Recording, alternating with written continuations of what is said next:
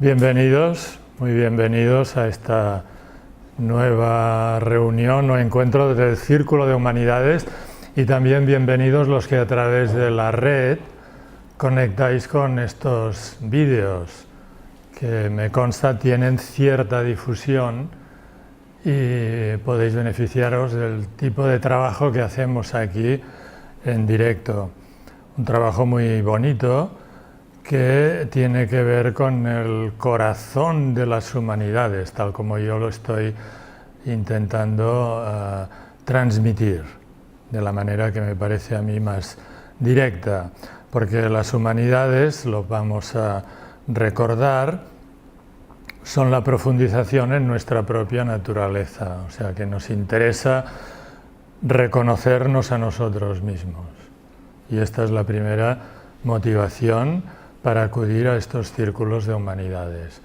O sea que no solamente es una cosa de acumulación de conocimientos o de adquisición de más cultura, aunque también lo puede ser, y tiene gracia también, ¿no? Ampliar nuestra mente, ¿no? Ligar cabos de cosas que no se habían comprendido bien.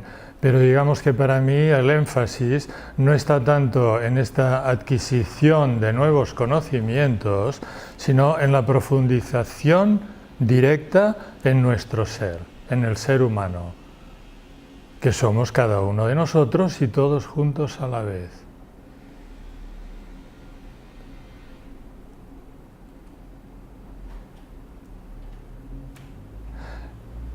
Cada uno de estos encuentros lleva un título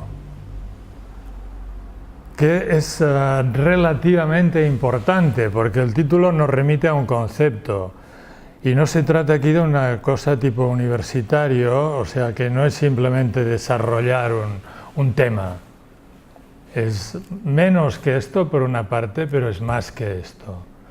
O sea que el tema es como un punto de referencia, ¿no? Que aprovecharnos para recordar que tiene que ver con la esencia del humanismo. El tema de hoy, por ejemplo, el título que hemos puesto y que está anunciado desde el principio, es la sociabilidad natural. La sociabilidad natural es un tema popular en todo el pensamiento de Occidente que viene del griego, de la filosofía griega.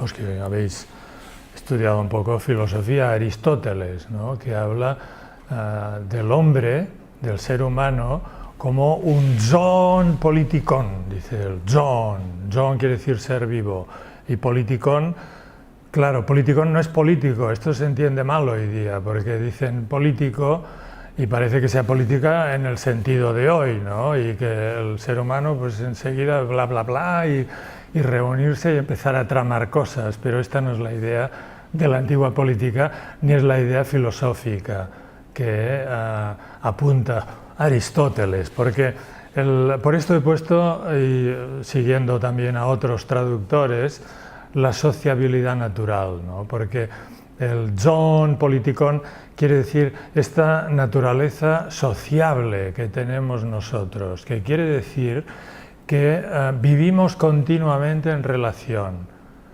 O sea que esto es una reflexión interesante porque nos obliga a ir más allá del individualismo ambiente en el que hemos sido formados. Porque lo queramos o no, tenemos muy inculcada esta idea de que somos solamente una persona. Y ser una persona, ser persona, quiere decir estar identificado con el cuerpo, tal como lo hemos repetido ya varias veces, con el cuerpo y con toda una inteligencia y sensibilidad que está ligada al cuerpo. Y quien dice al cuerpo, dice al tiempo. Y entonces, desde este punto de vista, la sociabilidad parece como que es algo, es un tema moralista. Y toda la filosofía moderna, en general, tiende al moralismo. ¿Por qué? Porque parte de este individualismo, parte de la idea de que el ser humano es un cuerpo y un individuo, lo que nosotros aquí llamamos persona, una conciencia individualizada, centrada en el cuerpo. Y entonces, desde este punto de vista, la sociabilidad parece que haya que construirla, que haya que hacerla políticamente por ingeniería, ¿no? Que sea una cosa o por moral, ¿no? O sea que en casa, pues ya de pequeños nos repiten, hay que ser generoso, dale esto a tu hermano, a tu hermana, tienes que pensar en los demás. Y luego cuando nos hacemos mayores igual hay todo un discurso moralista, ¿no? Para intentar que no seamos tan individualistas, ¿no? Esta idea de la sociabilidad natural es interesante porque quiere decir que la sociabilidad no hay que construirla artificialmente por vía constructivista, sino que es algo inherente. Y claro que lo es, porque en realidad este ser individualizado, esta mente individualizada, que también somos, porque somos persona también, ¿no? Es algo que se crea con la educación, pero no es nuestro ser verdadero. O sea que nuestro ser verdadero, anterior a toda la construcción de una individualidad personal, de una persona en la que creemos, porque hemos aprendido a creer en ello, ¿no? Esto es como una naturaleza segunda. Y nuestra naturaleza primera no está limitada por el cuerpo, ni está limitada por unas formas de estilos de pensamiento, ideologías, historias personales, ¿no? Porque en esto todos somos distintos. Pero en cuanto a la naturaleza esencial y primera, en cuanto al ser que somos, no estamos limitados. Porque el ser verdadero es universal. Y universal quiere decir que no tiene forma. O sea que recapitulando y volviendo a las primeras lecciones, recordaremos, para los que venís por primera vez a esta charla, que el ser humano vivimos en esta doble vertiente. Un ser personal, incompleto, por el hecho de ser individual, porque individual quiere decir que tiene forma, y si tiene forma tiene límite, como lo tiene el cuerpo tiene un límite, y también tiene un límite nuestro pensamiento, nuestras ideas, nuestra paleta emocional, nuestros recuerdos. Cada uno tiene una personalidad individual que es limitada. Pero esto no es más que la persona, la máscara, nuestra vertiente externa para comunicarnos con los demás. Pero el ser verdadero, este no tiene límite, ni tiene forma, porque es conciencia pura. Conciencia que nosotros el primer día llamábamos presencia. O sea que, claro, cualquier nombre que le pongamos será insuficiente, porque este ser que somos, al ser pura conciencia, es la conciencia que somos, es el ser, ¿no? Y cualquier nombre que le pongamos, automáticamente parece que lo estamos convirtiendo en un objeto. Incluso si decimos ser, si decimos presencia, lo queramos o no, con esta etiqueta ya lo estamos como convirtiendo en una cosa. Y no es cosa, porque es pura conciencia, es la conciencia que somos. Entonces esta conciencia, al ser universal, quiere decir que no tiene forma, lo universal no tiene forma. Y si no tiene forma, no tiene límite. Y si no tiene límite, no es corruptible. O sea que está siendo siempre. Y por tanto, está más allá del tiempo. O sea que esta conciencia que somos está siendo aquí y ahora, y siempre ha estado siendo de esta manera, porque el tiempo lo vivenciamos con la mente, que es sucesiva.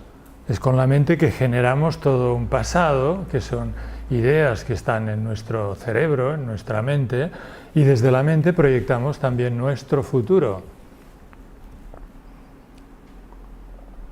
Y en este tiempo, pues vive nuestra persona, nuestra parte externa. Pero nuestro ser esencial no vive en el tiempo, vive en el presente. Es pura vida en el presente. Y esta vida en el presente es compartida de entrada. O sea que cuando decimos presencia, hacernos conscientes de nuestra presencia, estamos todos en el mismo lugar. Porque la presencia quiere decir atención, corazón abierto, empatía, estar aquí y ahora. Y cuando esto lo hacemos, que es un pequeñito gesto, digamos, de apertura, y de atención, estamos todos en el mismo sitio, por así decirlo. Y cada vez que los seres humanos estamos presentes, la sociabilidad está asegurada, porque somos conscientes de que pertenecemos a lo mismo, de que no estamos separados.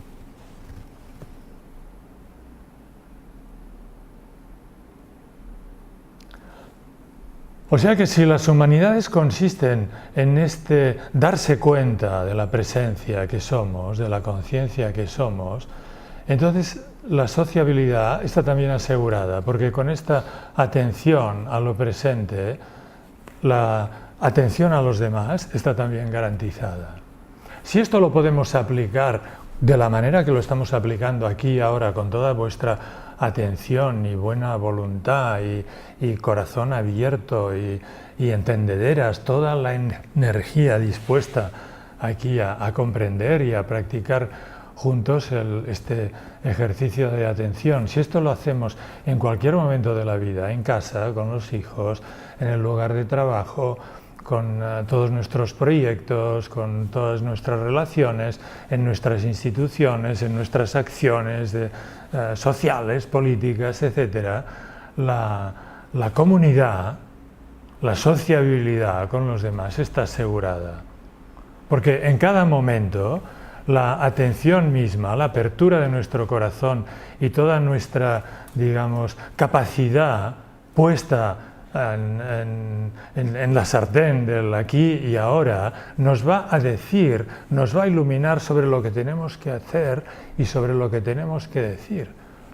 O sea que la gran asignatura del hombre actual es este cambio de conciencia que he dicho desde el principio y que las humanidades sirven para promover.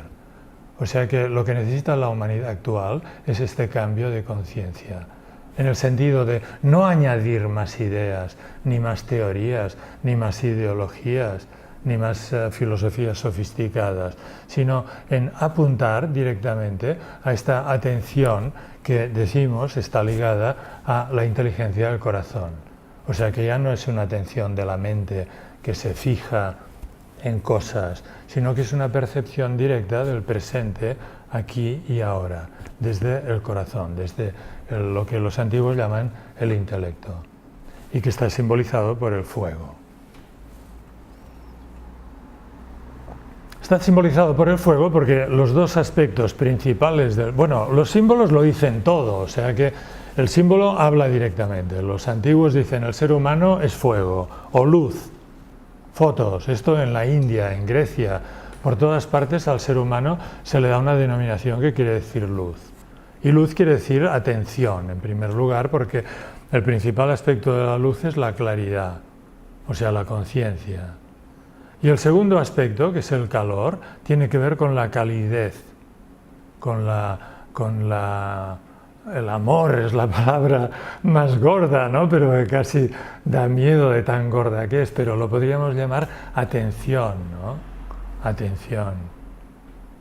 Podríamos decir refinamiento, atento en el presente, ¿no? Calidez de corazón, empatía, ¿no? Estos dos aspectos, ¿no? Estos son la esencia. Esto es la esencia nuestra. O sea que cada vez que nos acercamos a esta luz, estamos tocando la esencia. Estos encuentros sirven para esto. O sea, más que para añadir conceptos, sirven para ayudarnos con nuestra atención y nuestra comprensión a compartir esta belleza que somos. Y a darnos cuenta que esto es posible también fuera. Y que la manera de conseguirlo es practicarlo, porque del mismo modo que nos hemos alejado de nuestro ser verdadero con malas costumbres, digamos malas costumbres mentales, también podemos recuperar nuestra esencia con buenas costumbres. Y una buena costumbre es señalarlo y decir, es posible, ¿no? Esto se puede hacer. Entonces hoy lo enfocamos de una manera radical, como siempre, o sea, humanidades yendo al grano, ¿no? Yendo a la fuente, desde donde todo se arregla. O sea que en este sentido se podría decir las humanidades, así entendidas globalmente, como todos los métodos y tradiciones y teorías que existen en la humanidad de Oriente y Occidente y de los primitivos y de los civilizados, todo el saber acumulado sobre el ser humano y la naturaleza humana y las maneras de llegar a ser feliz, ¿no? Todo esto se puede resumir en dos aspectos principales. Uno es toda una serie de técnicas y prácticas que sirven para ponerse bien, corrigiendo aspectos. A esto lo podríamos llamar terapias. Las terapias sirven para esto, para rectificar el cuerpo, por ejemplo. Me duelen los lomos y tal. Y esto se puede arreglar, ¿no? Con los que habéis practicado Tai Chi, esto se puede corregir, o sea, adquiriendo pues otra vez una posición correcta y aprendiendo técnicas, por ejemplo, del soplo interno, ¿no? De la energía interna, aprendiendo a hacerla circular con visualizaciones, etcétera, etcétera. Técnicas físicas, hay la tira, ¿no? El pranic, que aquí en la SEU le hemos aprendido mucho con el pranic healing, curando los chakras, por ejemplo, con la energía sutil, ¿no? O luego técnicas psicológicas, ¿no? Todas las técnicas tienen que ver con la rectificación del pensamiento, ¿no? Aquellas técnicas que pusieron de moda los americanos, las escuelas americanas, ¿no? Levantarse, mirarse al espejo, I am beautiful, I am fine, I am great, ¿no? Y llavors cada vez vas sonriendo más, ¿no? Y esto, claro, es bueno porque te pone bien, ¿no? O coger, por ejemplo, ya analizar todas las técnicas analíticas, ¿no? De analizar qué pasó en tu nacimiento, con el rebirthing, con el renacimiento, qué pasó con tu padre, qué pasó con tu madre, porque a uno no lo quisieron, porque el padre fue excluido, porque uno estuvo sin el padre o sin la madre, o porque pasó esto, o porque hubo esta violación o la otra o tal, o porque uno viene con la carga digamos, de temas no resueltos de tus ancestros. Porque la psicología también cuenta con esto. Muchas cosas duras de la vida son simplemente cargas que nos vienen de alguien que no terminó un determinado trabajo y que esto se te ha cargado al nacer, directamente, por las células y por la electricidad que se transmite en el coito fundamental del embrión, ¿no? O luego en la programación, que es toda la educación. O sea que todo esto se puede arreglar, ¿no? Y esto es toda esta vertiente de las humanidades que son terapéuticas. Y de esto hablan todos. Esto en los mitos, por ejemplo, se podría decir, en los mitos, aprovecho también para deciros libros bonitos, los que queráis leer. Hay un tal Paul Dill, un señor muy bueno, que tiene un libro sobre la mitología griega, yo creo que es algo así, publicado en Seix Barral, la psicología en la psicología griega, o el simbolismo de la mitología griega. Y por ejemplo, en un capítulo precioso, que toda la vida he tenido presente, dice, en el mito esto se dice, hay tres niveles. Una es la sanación de Quirón, del centauro Quirón. Y la sanación de Quirón es cuando se toca el cuerpo y se manipula el cuerpo. Toda la medicina moderna, digamos, científica, entre comillas, ¿no? es quirónica, por esto hay clínicas Quirón, como en Barcelona, ¿no? Quirón es un centauro. Los centauros quiere decir que hay una parte de brutalidad, ¿no? Hay una parte humana y una parte animal, ¿no? Son maestros de héroes, es el maestro de Aquiles, el centauro Quirón, o sea que enseñan a los héroes, o sea que no es moco de pavo, ¿no? La medicina quirónica, ¿no? Es una medicina que toca el cuerpo, pastillas, masajes, agujas de acupuntura, bisturís, todo lo que es la medicina convencional, ¿no? Luego hay otro nivel que es la medicina de Esculapio, muy interesante estudiar toda la mitología de Esculapio. Esto, los que sois de aquí, catalans y tal, pues sabéis que en Ampurias hay una estatua preciosa de Esculapio y todos los libros de historia os habrán enseñado que la civilización llegó bastante por los griegos, aquellos de Focea, que fundaron Masilia y desde Masilia bajaron por la costa y fundaron todas aquellas ciudades tan bonitas en la costa de Levante. Y la principal, quizá, por lo menos por los restos que se han encontrado, Ampurias.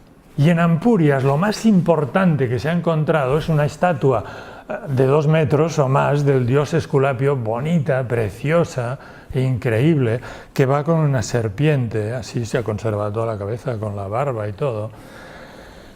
O sea que, bueno, si uno va a Empúries, pues se da cuenta que aquello era un centro de sanación, ¿no? Por el ambiente del Golf de Roses y el final aquel del Pirineo que desemboca en el Cap de Creus y todo, que es una belleza aquello, ¿no? O sea, y tenían centros, los centros de los Asclepíadas, porque Esculapio crea toda una escuela. Él era un chamán con un nombre antiguo, asiático, Esquilopa.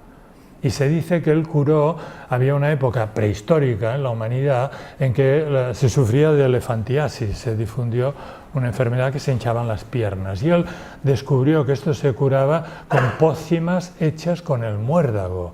Y esto lo enseñó pues, a los celtas, o sea que el sacerdocio celta de los druidas tiene que ver con Esculapio también, porque ellos cortaban el muérdago por Navidad con una hoz de oro, etcétera, cosas muy bonitas, y en Navidad todavía el muérdago lo usamos en las casas para recordar el Niño Jesús, ¿no? Representa al Niño Jesús, porque nace de una encina oscura que representa a la Virgen, o sea que el muérdago, Virgilio dice, es una planta luminosa, porque cuando le da el sol es como de oro el muérdago, o si lo colgáis en casa, yo lo tengo colgado en el comedor y a veces lo dejo 2 y 3 años y se va poniendo de oro, pero totalmente de oro, ¿no?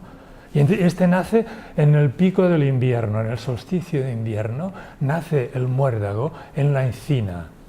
Y aquí en el Pirineo, aquí no ni ha, pero yendo más hacia la Vall d'Aran, yendo de la Vall d'Aran hacia Francia, está lleno.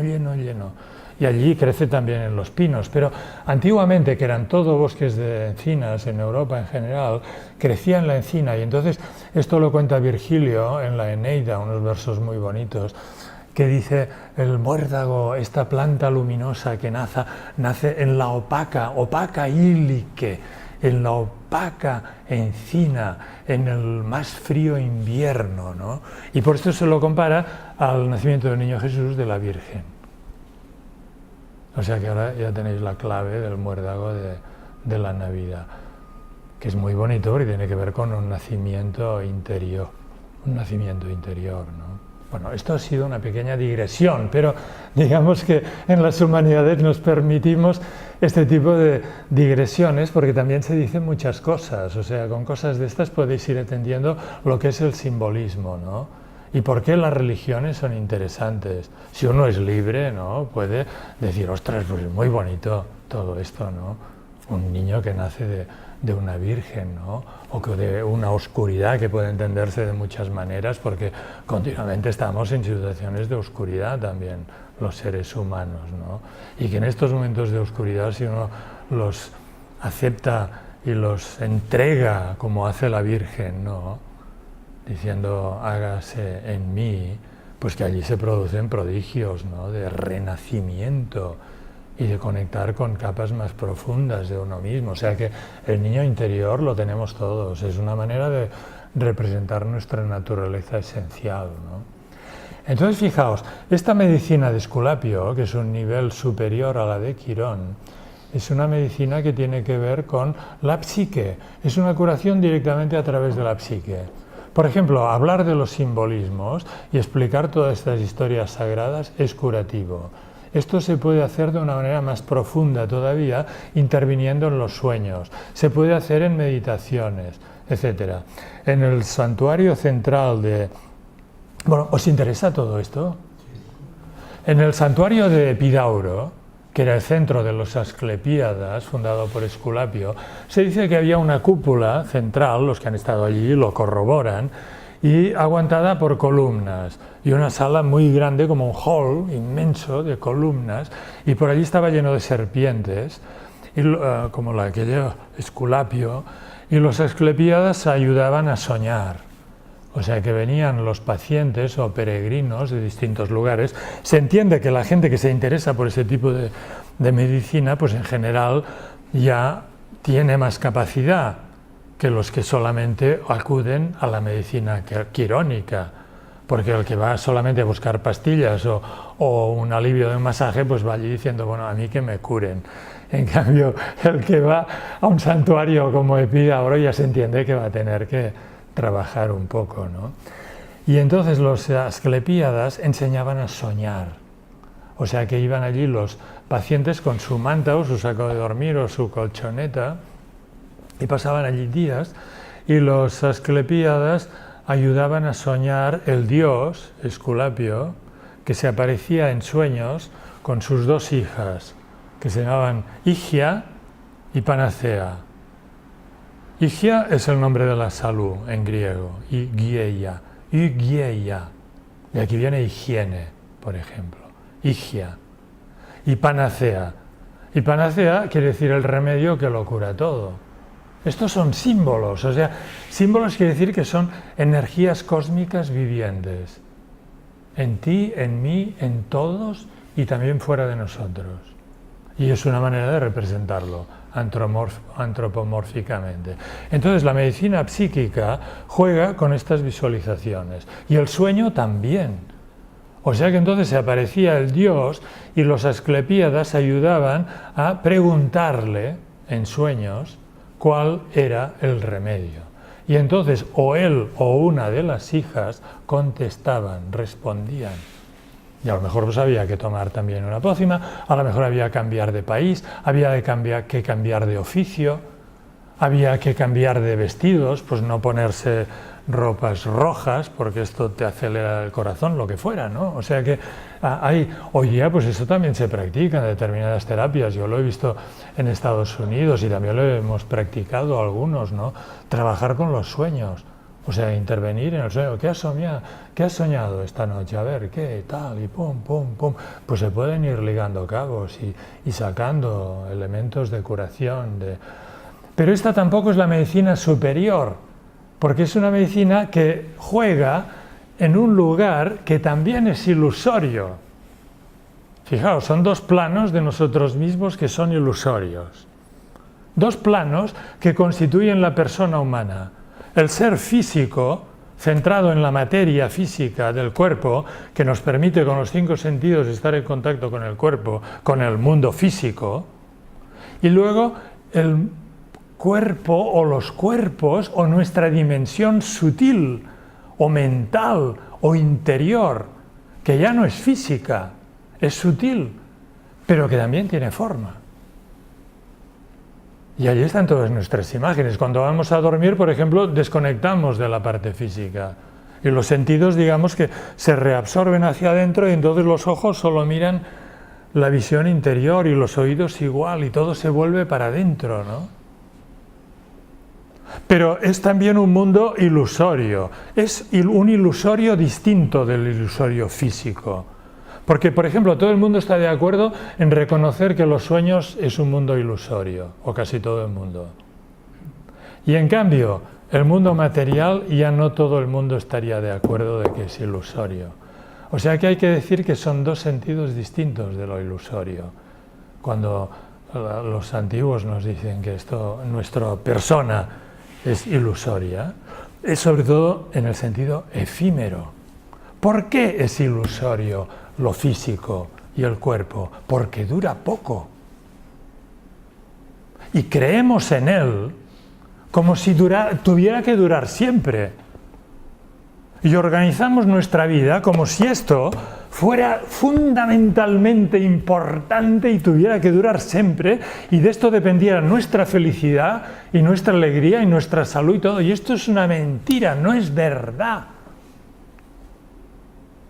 Y entonces, como creemos una falsedad, vienen problemas. Porque claro, nos viene a la mente continuamente amenazando, mira que esto se va a terminar, mira que puede haber un accidente, mira que puede haber una desgracia, mira que te vas a morir, ¿no ves que ya tienes el cabello blanco? ¿No ves que tal y cual? O sea que claro, el hombre centrado en la persona, tal como hemos salido nosotros de la educación convencional, es un hombre que vive angustiado, vivimos como ratas, como esclavos, escapándonos del miedo. Entonces, se puede operar en estos planos terapéuticos, tanto terapias psíquicas como terapias físicas, pero la solución no la dan. Se pueden paliar dolores, se puede más o menos corregir la estructura física, más o menos, dentro de un tipo y dentro de un taraná y dentro de un talante, ¿no? pero totalmente, no sé. Y la psicología, el propio Freud decía que la cura es interminable, que no se termina nunca, porque siempre podrías ir, bueno, ¿y aquello por qué pasó? ¿Y cómo es que mamá dijo esto? Y luego, ¿por qué pasó esto? ¿Y por qué pasó lo otro? No terminarías nunca, ¿no?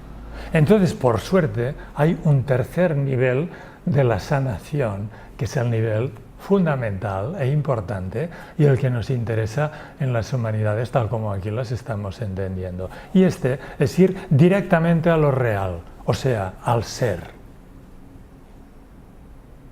a la conciencia que somos, sin forma, siempre presente, aquí y ahora. Y entonces aprender a reconocerlo, porque claro, aquí ya no hay trabajo. O sea que también es la terapia fundamental y definitiva y que lo resuelve todo, es realmente la panacea, pero claro, hay que aprender, el problema es que hay que aprender a reconocerlo, porque es tan obvio que nos cuesta reconocerlo. Estamos acostumbrados a lo complicado y todo lo que es el desarrollo humano y sobre todo el desarrollo en sentido espiritual o interno, etcétera, lo vemos como complicadísimo. Y cuando alguien nos dice, no, es que es muy sencillo, decimos, bah, esto no puede ser. O sea que digamos que en los círculos de humanidades es una colaboración para ir reconociendo cada vez más que es sencillo y que se puede hacer. Y entonces esta medicina en el mito es la medicina de Apolo. Apolo, que se lo representa como el sol, ¿no? Apolo. La inmortalidad, la luz, ¿no? La luz y el calor y la medicina que cura todo, que cura la peste.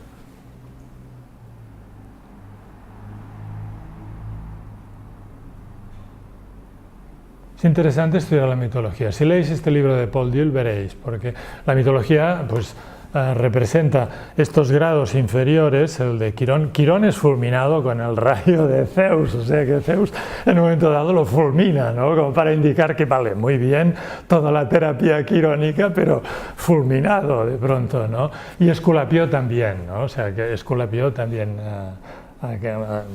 desaparece, ¿no? Del mapa, ¿no? No vamos a seguir con este mito, ¿no? Más bien vamos a entrar en el corazón de esta medicina que nunca ha dejado de ser, ¿no? Para ir a la fuente, ¿no? Porque desde la fuente todos los problemas se resuelven, ¿no? Todos los problemas físicos, psíquicos, sociales y políticos. O sea que estas sesiones, estos encuentros, tienen como siempre como punto central, los que habéis venido otras veces ya lo sabéis, esta práctica tan bonita que es nuestro rito principal. Ya sabéis que la idea de rito es la idea de orden, ¿no? Volver a darse cuenta de un orden preexistente del cual somos el centro. Y la sesión misma, el encuentro, es un rito, como son también las religiones, tienen sus ritos, que en realidad también sirven para lo mismo, originariamente. Pero entonces dentro de esta sesión del Círculo de Humanidades hay un momento que es fundamental, que es este en el que podemos entrar ahora, si os parece. Y entonces este ejercicio, que también os invito luego a practicarlo en casa, porque es muy jugoso y es muy sencillo y nos da la pauta de todos los problemas de meditación fundamentales sobre los cuales uno se tiene que aclarar. Porque ya veis, lo que es esta realización en el sentido humano, lo que los antiguos llaman la iluminación, o las religiones llaman la salvación, o la resurrección, o en el renacimiento el renacimiento, o sea, realmente un cambio de piel para todos nosotros y un conectar con nuestro ser verdadero que no muere. Todo esto tiene que ver con un no hacer. O sea que más que un hacer, es un no hacer, porque lo que vamos a buscar, por así decirlo, es lo que ya somos. O sea que entonces también es una búsqueda que no es búsqueda, porque si buscamos, lo estamos separando. lo estamos ya poniendo mentalmente en otro sitio y no podemos buscar lo que está aquí. O sea que estas prácticas son bonitas porque más bien son un no hacer, en el sentido de apartar obstáculos para que se haga visible lo que ya es. Y a esto lo llamamos invitación.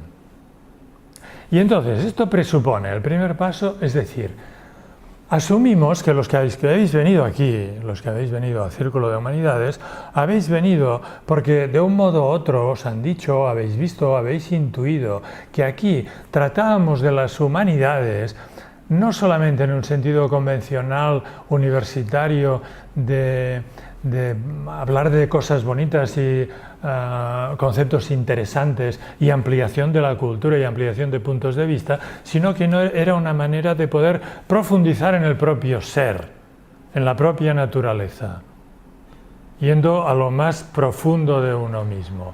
Y que esta es vuestra motivación personal y que también habéis intuido que la cosa era experimentarlo, no solamente comprenderlo, sino experimentarlo. ¿Podemos asumirlo esto? ¿Que esta es la motivación para venir aquí? ¿Sí? Muy bien. Entonces, asumiéndolo, ya visualizamos cualquiera de nosotros que se acerca a este espacio, que también es simbólico, es físico pero es simbólico. Un espacio vacío, como una caja cúbica, vacía, en la que estamos, y llama a la puerta, pam, pam. ¿Sí? ¿Qué quieres? Bueno, que he oído que aquí se está celebrando el Círculo de Humanidades. Y creo que a mí esto me interesa, porque mi vida ya más o menos la voy gestionando y tengo pues muchas cosas buenas y tal, pero mi persona no me acaba de satisfacer. O sea que esta vida con mi ser personal me parece que es incompleta. Yo intuyo que la vida es otra cosa, que puede realmente ser otra cosa, mucho más satisfactoria. Y veo que hay seres humanos históricamente y también en el presente que esto lo han podido encarnar, lo han podido realizar. Y yo quiero ser uno de ellos. Esto a mí me interesa, yo quiero esto. Al oír esto decimos, vale, pues entra. Adelante.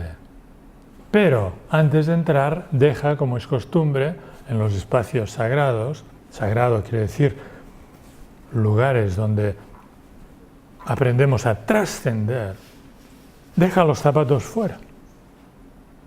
Y dejando los zapatos se entiende que también deja tu mente fuera. ¿Cómo? ¿Pero cómo voy a dejar la mente? Esto es una cosa sorprendente porque normalmente siempre estoy con ella. Y yo más bien venía aquí a aprender a librarme de la mente, a que no me hiciera tanto daño y que no le estuviera yo tan sometido porque me amarga la vida tantas veces. Mira, déjala fuera, es muy fácil. No es difícil. En primer lugar, deja todo lo que tiene que ver con el pasado. O sea que ahora, para la práctica que estamos iniciando, dejamos todas las ideas que tienen que ver con nuestro pasado. Y se puede hacer. Es fácil. O sea que ahora no es relevante. Toda nuestra historia, nuestros recuerdos, nuestras imágenes, experiencias, pertenencias, nuestra familia, nuestro país, nuestra lengua, el lugar donde hicimos los estudios, cuando uno se casó, aquel novio, novia, aquello que pasó, aquel accidente, tal, también las medallas que nos pusieron, los títulos, lo que aprendimos, aquella experiencia tan interesante, nuestras medallas espirituales, no lo que han sido nuestras iluminaciones previas, todo esto no sirve para nada. O sea que ahora lo dejamos fuera. Y no hay problema porque luego al salir lo podemos recoger otra vez. No lo vamos a perder. Nadie se lo va a llevar. No le interesa esto a nadie. Ni a nuestros padres les interesa. Dejamos también el futuro, que se puede hacer. Futuro que además no sabemos nunca cómo será, porque siempre es distinto de cómo pensábamos. Y la vida siempre nos está sorprendiendo porque siempre es distinto de lo que uno creía. O sea que, ¿qué quiere decir dejar el futuro? Que dejamos todas nuestras proyecciones, todos nuestros miedos fuera, no importan. Nuestros deseos, lo que queremos conseguir, aquello que anhelamos tanto y que visualizamos que llegará a ser y que sería bueno poder terminarlo, poder conseguir. Todo esto ahora no importa. No importa, fuera. Es un ejercicio, luego se puede recuperar, pero fuera el futuro. Fuera, lo dejamos todo. Abandonamos todas nuestras ideas de futuro y todas nuestras ideas de pasado. Y de esta manera vaciamos nuestra mente. La vamos vaciando. Y luego también el presente lo dejamos. Todo lo que ahora nos puede incumbir, asuntos que tenemos entre manos, responsabilidades, cosas en curso y sobre todo ideas sobre nosotros mismos, ideas sobre quién soy yo, ideologías, creencias, religión, sistema de creencias. Fuera, todo esto no importa ahora, no importa, fuera. O sea que dejamos el pasado, el futuro y el presente, vaciando la mente. Se puede hacer y es muy saludable. Y solo probándolo vemos que funciona y que se puede hacer. Si la mente vuelve con algún recadito o alguna imagen o alguna cosa, decimos, vale, gracias, pero no, ahora esto no importa. Ahora no, porque estoy haciendo un ejercicio. O sea, vacíos. Nos quedamos vacíos. Vacíos. Cuando ya sentimos este vacío, espacio, un espacio vacío, o sea que la sala esta en la que hemos entrado, pues ahora también le quitamos las paredes y las puertas y todo. Y entonces ya, pues la única comparación es con el espacio, ¿no? Con un espacio consciente o de conciencia. Y entonces aquí lo que puede ocurrir frecuentemente, es lo normal, que la mente diga, bueno, vale, ¿y ahora qué? ¿Qué más? Porque la mente siempre está proyectada al futuro. Es como uno de estos náufragos del desierto que va con la lengua afuera, con espuma en los labios, muerto de sed. O sea, la mente está siempre insatisfecha con el presente y siempre está esperando el futuro. Y ahora nosotros decimos, no, nada, nada más. No esperamos nada. O sea que este vacío incluye también la idea de no esperar nada. O sea que estamos ahora sin esperar nada. Vacío, puro vacío. Y tampoco imaginamos nada. O sea que no hacemos ningún ejercicio de imaginación. Es más fácil no imaginar que imaginar. Vacío. O sea, hemos apartado todo lo que venía del pasado, todos los conocimientos, ideas, proyecciones, todo lo del futuro, preocupaciones, deseos, empeños, responsabilidades, fuera, fuera, pertenencias, ni familias, ni responsabilidades, ni nada, nada, nada. Fuera imaginación y fuera esperar nada. Y nos damos unos segundos para consolidarnos en este vacío.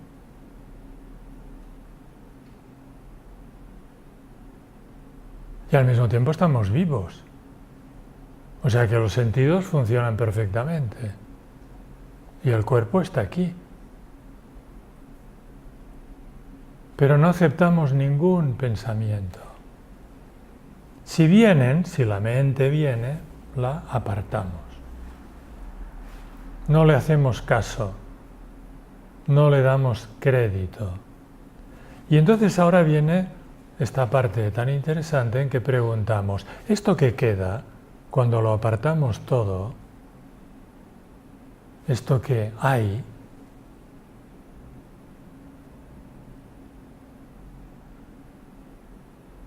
¿Tiene forma? ¿Tiene forma? No. ¿Tiene un color?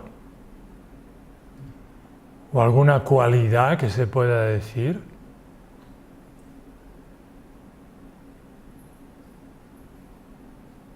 ¿Tiene peso?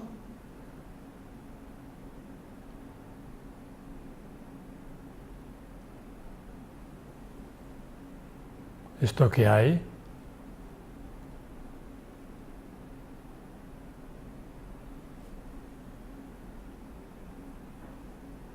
¿Es incómodo? Pido el input de vuestra respuesta. ¿Es incómodo? No.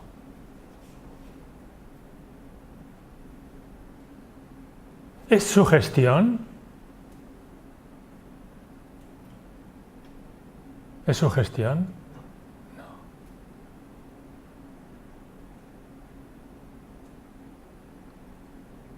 No. ¿Lo ha generado a alguien? O sea, ¿tiene un principio, un origen?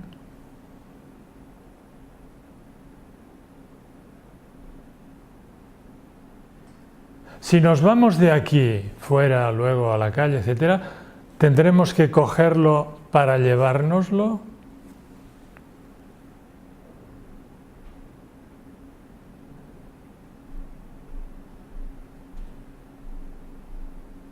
¿Puede disminuir? No.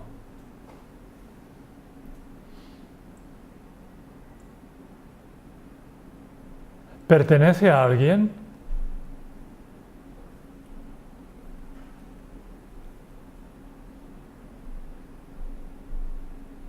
Nos estamos refiriendo a esto que es.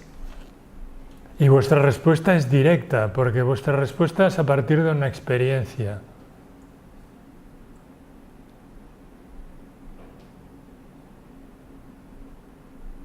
¿Puede sufrir algún tipo de problema como miedo o angustia?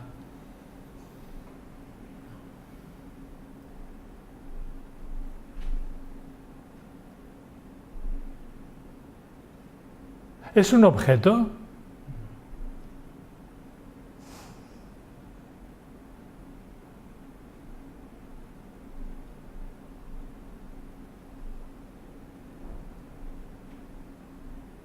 O sea que no es un objeto,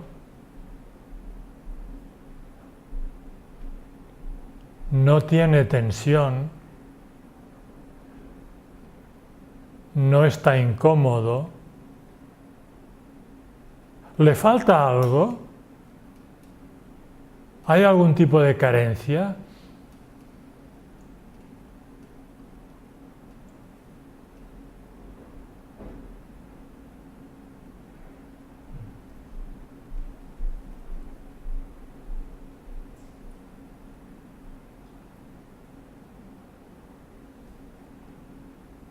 ¿Se puede terminar?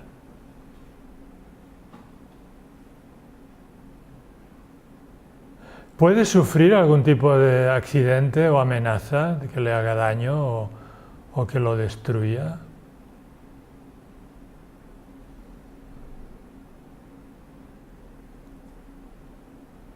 Y ahora lo más interesante, ¿qué distancia hay entre eso y uno mismo? ¿Qué distancia? ¿A qué distancia está? Ninguna.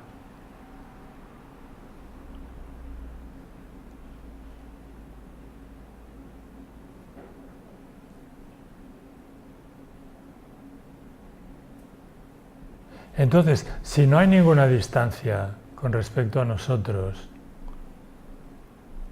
y no tiene origen y no se puede terminar y es inatacable y todas estas cosas que unánimemente habéis reconocido, tenemos que reconocer que esto es lo que somos.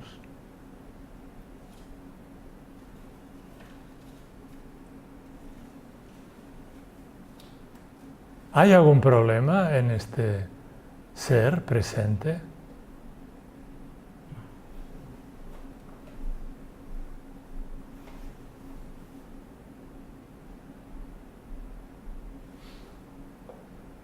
Al mismo tiempo, sigue nuestro cuerpo, siguen los 5 sentidos y seguimos estando vivos. ¿Podemos todavía gustar este espacio de conciencia? ¿Se lo podría llamar así, quizá, espacio de conciencia? Conciencia-espacio. Aunque cualquier nombre que le pongamos será erróneo, porque en realidad sería convertirlo en una cosa. Y hemos dicho que no es una cosa.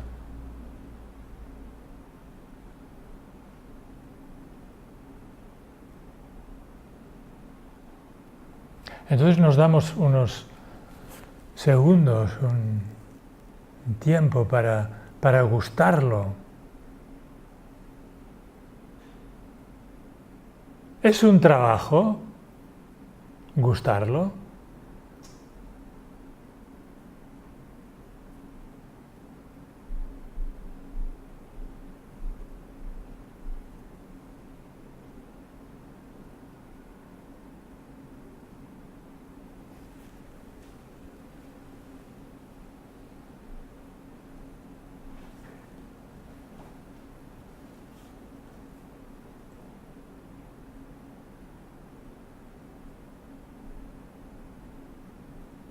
Esta es la experiencia más importante que puede haber en el ser humano.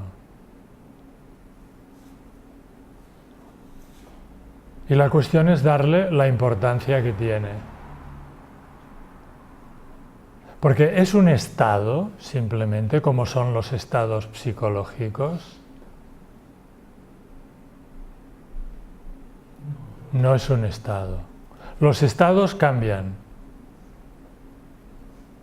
Alegría, tristeza, continuamente la psique está cambiando.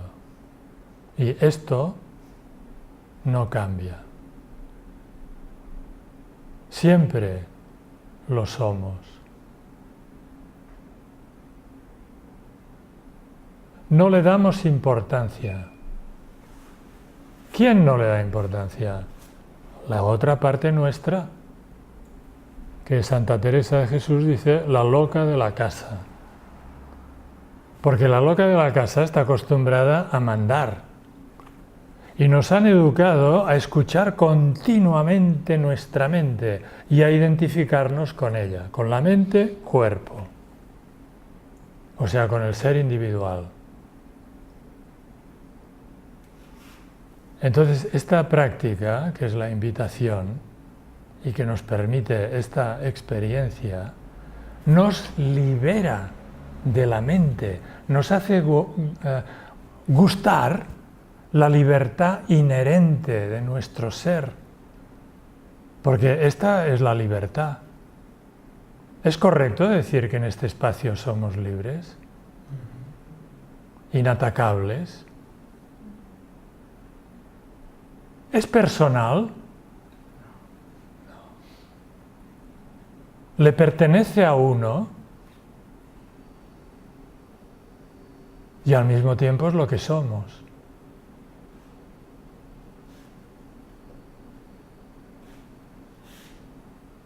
Entonces esta es la práctica principal, gustarlo una y otra vez.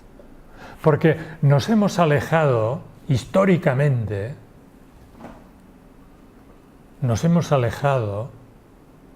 ¿Por qué? Por una educación errónea. Es como una reducción, ¿no? El ser humano arrugado, el ser humano conciencia, nos han enseñado a arrugarnos al nacer en una conciencia que sigue siendo conciencia, porque el cuerpo es conciencia y la mente y las ideas y el pensamiento, todo esto también es conciencia, pero es una conciencia arrugada en una forma individual. Y esto ha provocado un olvido del ser, un olvido que las mitologías y los simbolismos lo describen de distintas maneras, ¿no? En los clásicos griegos y latinos, las almas cuando llegan al mundo, dice Platón, beben en el río del leteo, leté. Dante en la Divina Comedia reproduce el río del leteo, que quiere decir del olvido, ¿no? Como que de niños, cuando nos inculcaron el yo individual, el Josep o Joan o Asa, lo que sigui, ¿no? Pues entonces también la conciencia corporal, entonces aprendes a identificarte con la forma. Y entonces empiezas a sentirte separado, y al sentirte separado estás incompleto. Y al estar incompleto surge el miedo, la rabia, la competencia, la necesidad, el deseo, todo esto que es la psicología humana, que se podría resumir diciendo sufrimiento y valle de lágrimas. Entonces, qué importante ir a la fuente, como hemos hecho hoy. Las humanidades en realidad, como veis, no son una ideología. Aquí no transmitimos un sistema de ideas o una ideología que haya que ser de derechas o de izquierdas o progre, ¿no? Esto, cada uno la que tenga, está muy bien, las ideologías están muy bien si tenemos este contacto con la fuente, porque a partir de la fuente y de esto que somos, hay claridad en todas nuestras acciones y en todo lo que nos toca vivir. ¿Por qué? Porque en la fuente vemos la verdad. La verdad que cuando la decimos siempre será incompleta, pero la verdad es el ser que somos. Inefable, no tiene forma. Siempre siendo. O sea que las humanidades, se podría decir, yendo así al grano, es aprender a estar en ello, lo cual es un disparate, porque claro, si ya estamos, ¿cómo es que decimos aprender? No es que estemos, es que es lo que somos. O sea que en realidad esto que se llama también despertar, los budistas lo llaman el despertar, como salir de un sueño. Un sueño que está provocado por la creencia esta en el ser individual. Nuestra mente es una creencia, se ha ligado nuestra mente con la creencia en que somos un cuerpo y somos una historia personal. Y esto lo tenemos inculcadísimo. Entonces, al enterarse uno de la verdad, hay unos que fácilmente se despiertan enseguida y otros que tardamos más, que somos más lerdos. ¿Cómo lo hacemos? Reiterando una y otra vez una práctica como esta que estamos haciendo aquí. Porque esto que hemos experimentado está olvidado. No se ha ido.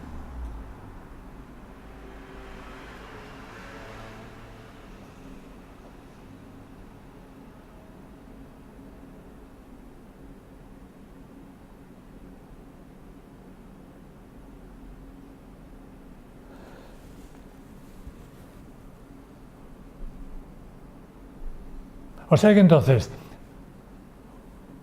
esta es la base de desde aquí, la política que da resultados. Esto es lo que se llama el bien común.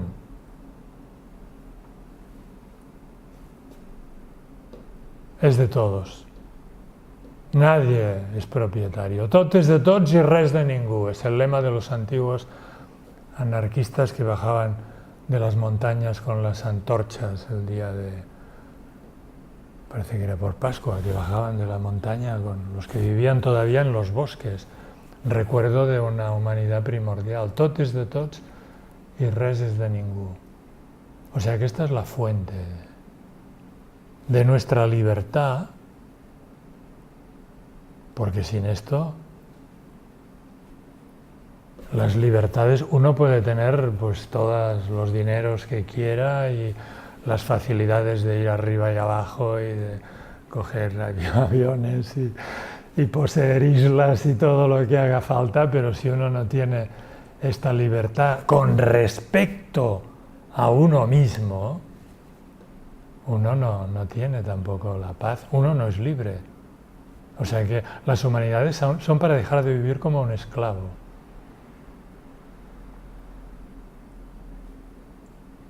Libertad, igualdad, porque esto no es de nadie, ¿verdad? En particular. Y lo tenemos todos, ¿verdad que sí? Entonces somos iguales. ¿Sí o no? Iguales. O sea que el tema de la igualdad, por ejemplo, porque la derecha, digamos, en el paradigma político corriente, las derechas se han especializado en la libertad, es el lema de los liberales, ¿no? Libertad, con esto se hizo la revolución, ¿no? Libertad, libertad, libertad. Pero es olvidada esta libertad. En la modernidad esta se olvida.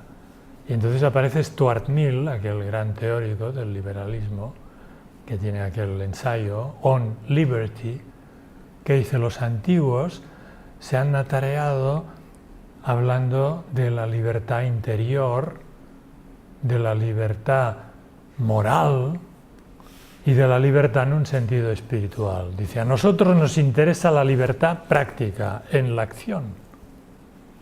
Y esto es la fundación del liberalismo, porque entonces es simplemente libertad de comercio, libertad de residencia, libertad de mercado, libertad de contratación, etcétera, y todas las libertades económicas. Entonces, con estas libertades económicas se crea una desigualdad entre la gente, una cosa que no se había visto nunca. Porque con el lema de la libertad que se divulgó desde Suiza, el barón de Holbach y d'Alembert, todos estos que difundieron por Europa el lema revolucionario, enrichissez-vous, enrichissez-vous, enriqueceos. Porque antiguamente estaba, digamos, prohibido enriquecerse. Estaba limitado todo, los precios del mercado estaban limitados, los empleados en cada taller estaban limitados por el gremio, todo para proteger la calidad de las cosas y de la vida. Y entonces el liberalismo rompió todo esto, diciendo: todos serán ricos, todos tendrán la caseta y l'hortet, el ideal de Proudhon y de todos los comunistas, la caseta y l'hortet. Pero esto no funcionó nunca. Porque resultó que unos poquitos súper espabilados que les interesaba mucho se volvieron riquísimos, apareció la burguesía, aquellos encopetados y todo. Y luego la masa de la población, que normalmente no está dispuesta a poner tanto esfuerzo en montar empresas y jugar en la bolsa y todos estos tejemanejes, y la masa de la población se empobreció, la masa pobre, aparece el proletariado, ¿no?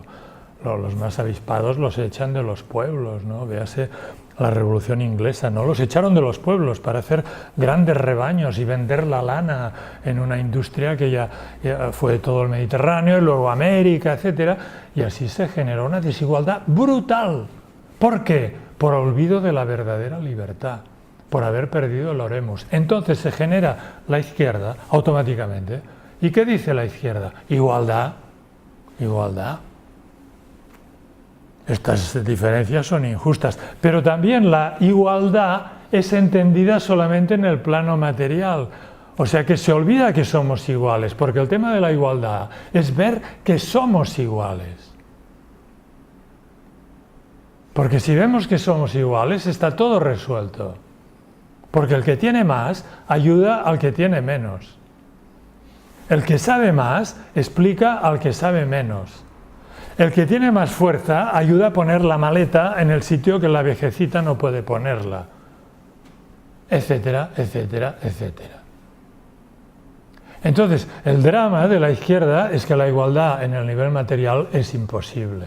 Y esto no quiere decir que no haya que hacer todo lo posible para todo esto para arreglar casos dramáticos y tal, pero digamos que en última instancia es imposible. Este ideal de una población donde todos tengan lo mismo ya se ve a simple vista que es imposible, igual que la igualación de los sexos, pues de intentar pues, que haya justicia y todo esto, claro, pero en el nivel material seremos siempre distintos, en el nivel personal siempre somos distintos. O sea que la igualdad se resuelve viéndola en el corazón, en la fuente, ver que somos lo mismo. Y al ser lo mismo, también nos damos cuenta que somos hermanos. O sea que hay la fraternidad, que se produce de una manera natural. O sea que todos los que nos acercamos a este descubrimiento y que podemos gustarlo, nadie nos tiene que decir que somos hermanos unos de otros, porque es una cosa evidente. Hoy día seguramente la fraternidad es a nivel mundial, ¿no? Porque ha habido tanta mezcla de razas y todo, que es una fraternidad a nivel humano, ¿no? Pero vaya, la fraternidad es en cualquier tipo de comunidad que se cree. Aquí, por ejemplo, es una comunidad. O sea que la comunidad es allí donde estamos, siempre estamos con gente humana. Bueno, esto es muy bonito. Os invito a una reflexión que la podéis terminar en vuestras casas sobre este tema. Me gusta dibujarlo de esta manera. Por ejemplo, en el centro poner el estado natural. Uy, esto no se podrá ver. El estado natural del hombre. El estado natural del hombre, como la conciencia original, el ser que somos. Esto que no podemos calificar y que hemos dicho esto que es y que podemos sentirlo en el corazón, nuestro estado natural, nuestra naturaleza original. Los ilustrados lo llamaban el estado natural del hombre. La Biblia lo llama Adán, es un símbolo, Adán, en el paraíso. El paraíso es un estado de convivencia total con el ser. O sea, son símbolos, son símbolos. O sea que las humanidades también son para liberarnos de una visión infantil de la religión, que está muy bien para los niños, pero no para los adultos. Entonces el paraíso es un estado humano de convivencia con el ser. Convivencia quiere decir de total identidad. Porque lo hemos perdido, esta experiencia, lo hemos perdido, se ha ido. ¿Se puede ir? Hemos dicho que no se podía ir. Esto también es interesante. ¿Quién se va entonces? ¿Y este yo quién es, este yo que se va? No, este no se va. Este quizá, pero este no. Estado natural del hombre. Cuando los ilustrados tienen que hablar, o la filosofía antigua tiene que referirse a este estado natural, ponen tres conceptos básicos o tres símbolos que son libertad, ponen la libertad, la igualdad y la fraternidad, que son tres aspectos de lo mismo. Es como decir, la luz y el calor son dos aspectos del fuego, pero el fuego es las dos cosas al mismo tiempo. Entonces, libertad, igualdad y fraternidad son lo mismo. Son tres enfoques a una misma cosa, que es lo que somos, nuestro ser. Y esto viene de tradiciones antiquísimas. San Gregorio Magno, Papa, da la teoría de esto. Yo lo he estudiado allí. Hay gente que se cree que esto lo inventaron los revolucionarios en la Revolución Francesa, que lo sacaron de la masonería. Pero la masonería lo recibe de tradiciones antiquísimas, de los constructores del Templo de Jerusalén y de todos aquellos de del Líbano, ¿no? Del maestro Hiram. O sea, la masonería es una tradición antiquísima, muy anterior al cristianismo. Lo que pasa es que no tomó forma religiosa, tomó otra forma. L'igualdad, liberté, égalité, fraternité. 3 aspectos de lo mismo, pero es muy interesante porque es realmente de aquí, si esto atendéis ahora, tenéis la clave para comprender toda la política parlamentaria moderna.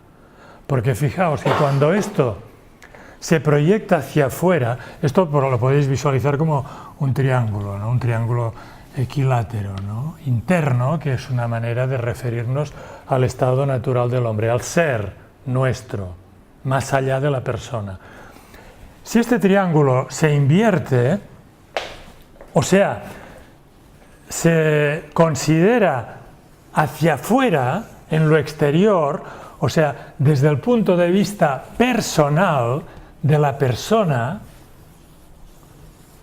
o sea, cuando solo vemos lo de afuera, cuando solo reconocemos el ser personal individualizado, entonces estas 3, esto queda corrompido, nuestra conciencia queda arrugada, decíamos, y entonces la libertad original se convierte en la libertad del liberalismo, o sea que de aquí salen todas las ideologías liberales de derechas que ponen el acento solo en la libertad, libertad, libertad, que el Estado no intervenga, etcétera. Bueno, es como, está bien, ¿no? Pero es como una limitación muy grande de la libertad.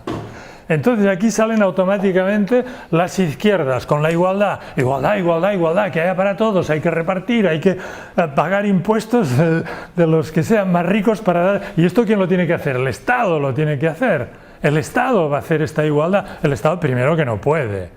Hacen ver que pueden porque entonces consiguen votos, pero el Estado esto no lo puede prometer de ninguna manera. Y entonces pues los que están en el Estado se enriquecen también porque son los que manejan esto. O sea que es una frustración total. La libertad del liberalismo, después de ¿qué hace ya? En Inglaterra las revoluciones en el siglo XVII, a mediados del XVII.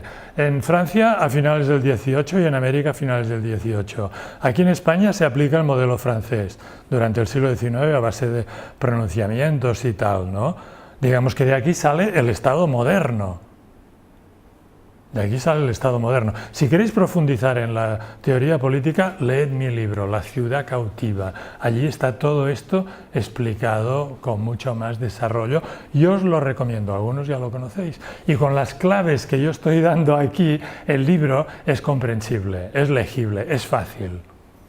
Y entonces aquí tenéis el nacionalismo, que es la tercera pata. Y el nacionalismo es una corrupción, digamos, es una visión arrugada de la fraternidad. Porque claro, es una idea, la nación, o sea, la revolución moderna se hace con la nación, cortándole el cuello al tirano. Entonces la nación, c'est nous, l'État c'est nous, ¿no? Somos nosotros, el pueblo, el ejército republicano de los ciudadanos, ¿no? Y el pueblo, y todos somos nosotros, buenos hermanos, somos todos, pero claro, el Estado moderno, la nación, es siempre contra otra nación. Al entender esta fraternidad en el plano exterior, resulta que estos hermanos están contra los otros. Los de España están en contra de Francia y los de Francia contra los de Inglaterra. Y véase toda la historia moderna. O sea que la historia de la nación moderna, este engendro, es la historia de la guerra de unas naciones contra otras naciones. O sea que habría que decir naciones en guerra. ¿Por qué? Porque esta fraternidad está limitada, está arrugada. Se entiende la fraternidad en la dualidad. O sea, somos hermanos los que somos los buenos, pero aquellos son los malos, ¿no? Entonces, bueno, está todo dicho de una manera un poco exagerada, o más que exagerada, está dicho de una manera un poco esquemática, ¿no? Pero creo que se puede entender la inversión, ¿no?, de lo que es la libertad, la igualdad y la fraternidad original que todos nosotros podemos gustar aquí y ahora. Y esto es la clave también para entender el cambio que hay hoy en el mundo, ¿no? Porque la nueva política es un cambio de conciencia.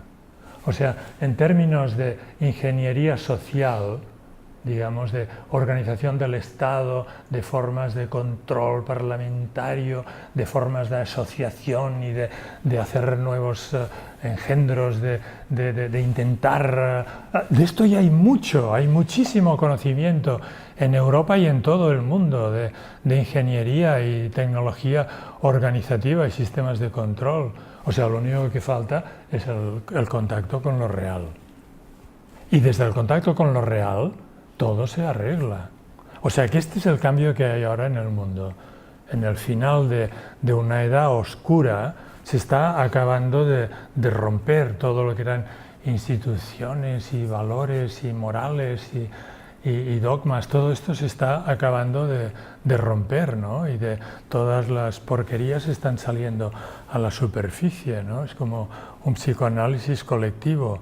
O sea que vamos a contemplar la disolución de todo, pero sabiendo que al final, dicen los antiguos, de una edad de hierro, está empezando la edad de oro otra vez, porque las edades son cíclicas. Y no hay muerte o final que no comporte un renacimiento. Y vosotros aquí en este ciclo de humanidades tenéis elementos suficientes para ver en qué consiste este renacimiento. Lo podemos llamar de cara afuera un cambio de conciencia. Pero más que un cambio de conciencia, es un darse cuenta. Porque la idea de cambio también es una idea que parece que habría que hacer algo.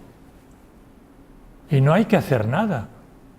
Lo único que hay que hacer es darse cuenta. En català diríem adonar-se'n. Què és la il·luminació? Adonar-se'n del que som. Darse cuenta, percatarse.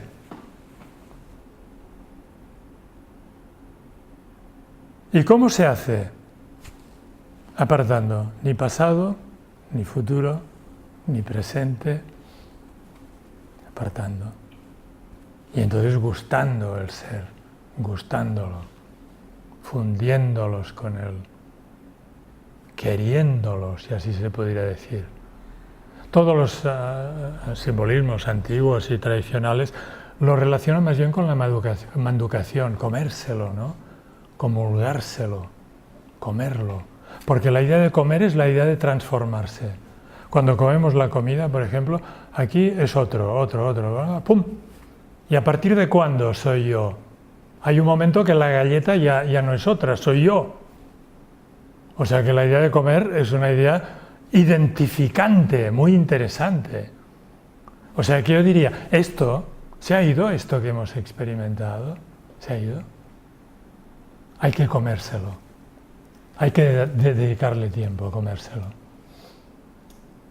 Echarle piropos, guapo, te estimo. Es así, enamorarse del ser, de lo que somos.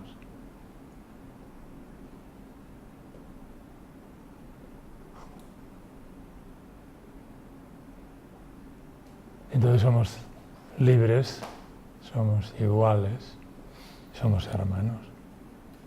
Porque es un viaje conjunto, ya lo veis. O sea, el ser humano no estamos separados. Y entonces cualquier cambio que pudiéramos llamar personal, que sea de verdad, o sea, que sea una conexión con la presencia más allá de la persona, es inmediatamente repercutido en los que tenemos alrededor. O sea que la política de verdad es como ondas concéntricas, ¿no? Cuando tiras la piedra en un estanque, pum, pum, pum, pum, pum.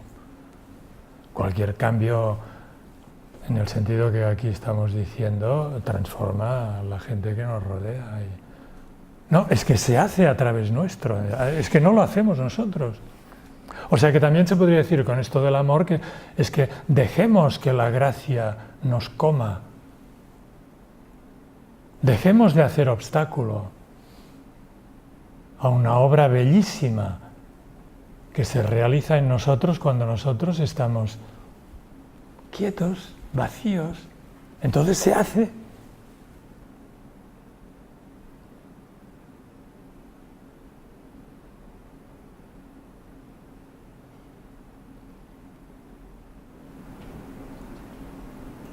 Hay que darse cuenta que la mente no está por esta labor, Y no está por esta labor porque le hacemos mucho caso.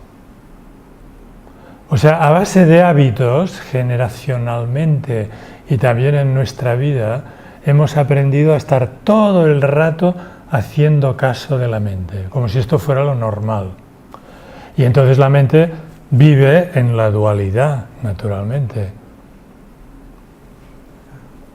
Y la unidad no la va a reconocer nunca. Y el ser, la mente no puede. La mente es para otra cosa. La mente es para comunicarnos y para poder funcionar en el plano de la acción. Pero esto no es lo que somos. Entonces volvemos a esta imagen del ser humano como un árbol en el que hay dos pájaros. Un pájaro que hace el nido, o sea, nuestra parte activa es nuestra parte personal. Y luego hay otro pájaro que está por encima y que no hace nada y que simplemente contempla. Y la cosa tiene miga, porque claro, la mente es muy pilla y la mente siempre intenta engañarnos.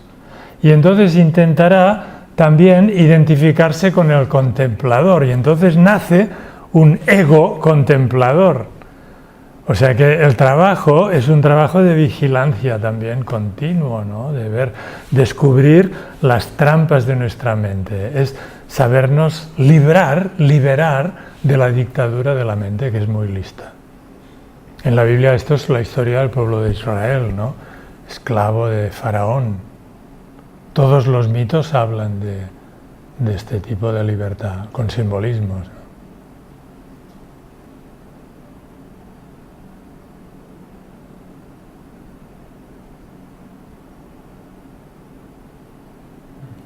Entonces hay las preguntas, o sea, puede haber preguntas si queréis hacer preguntas. Yo considero que más importante que las preguntas es uno poder gustar el ser y luego adorarlo y aprovechar este espacio de adoración, ¿no? Y a lo mejor pues retirarse, no hace falta disolverlo con la charla al final, pero puede que haya preguntas. Y entonces las preguntas también son interesantes. Y son preguntas que salen de aquí. Porque hay dos tipos de preguntas, ¿eh? Hay unas que son automáticas. Pero esto que usted ha dicho, que pam. Estas son nada interesantes, ¿no? Pero luego las preguntas que salen de aquí son preguntas que son sobre la libertad. ¿Cómo lo hago? ¿Cómo hacerlo? De unas ganas. O sea que también la otra cosa es que estas ganas aprendemos a generarlas, porque tenemos la experiencia. La tenemos todavía o se ha perdido. Tenemos la experiencia.